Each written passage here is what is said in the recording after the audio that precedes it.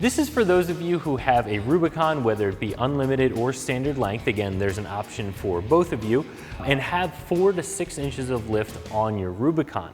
Today we're going to talk through the installation of this drive shaft, which is going to be a very simple 1 out of 3 wrench install. The U-joints on a drive shaft are a wear item. Jeep knows that you're going to have to remove the drive shaft to change those out from time to time, so they make getting this bolted up and getting it removed very, very simple, and the whole process shouldn't take you more than an hour to complete.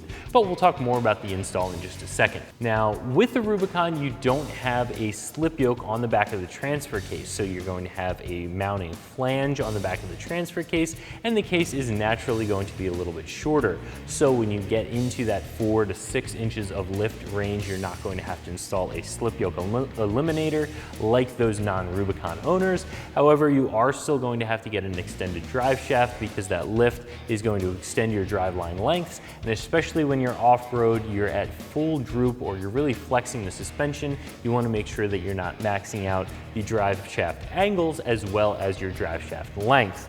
This drive shaft in particular is going to be significantly stronger than your factory drive shaft. It's also going to, of course, be longer.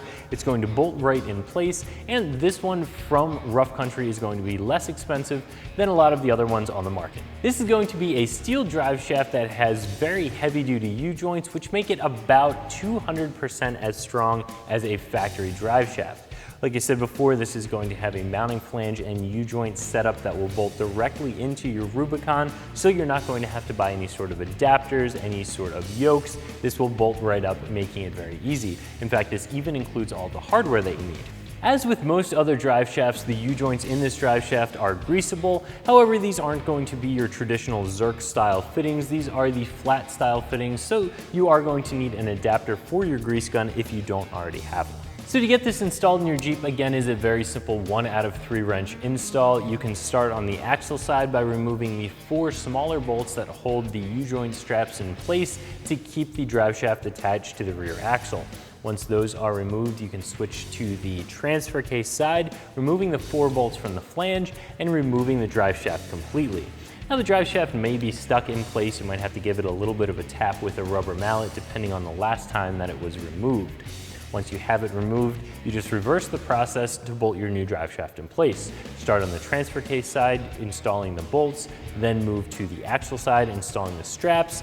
Now, be very careful when you do remove the tape that's on the axle side U-joint. The U-joint caps can want to fall off without that tape on there, and if they do, you're going to have needle bearings everywhere, and it's going to be quite a mess. So be very careful when you remove that tape to ensure that everything stays in place. This drive shaft is going to run you right around $375, and some of the other ones on the market are going to be more expensive. Now, some of those other drive shafts are going to be possibly a little bit stronger. You can get a custom built drive shaft, a custom length drive shaft that of course will be more expensive. But for an off-the-shelf drive shaft that is going to work with 4 to 6 inches of lift, that is going to bolt directly in and is going to be stronger than factory, I think this one isn't a bad price. So that's my review of the Rough Country extended rear drive shaft fitting your 2003 to 2006 Rubicon that you can find right here at ExtremeTerrain.com.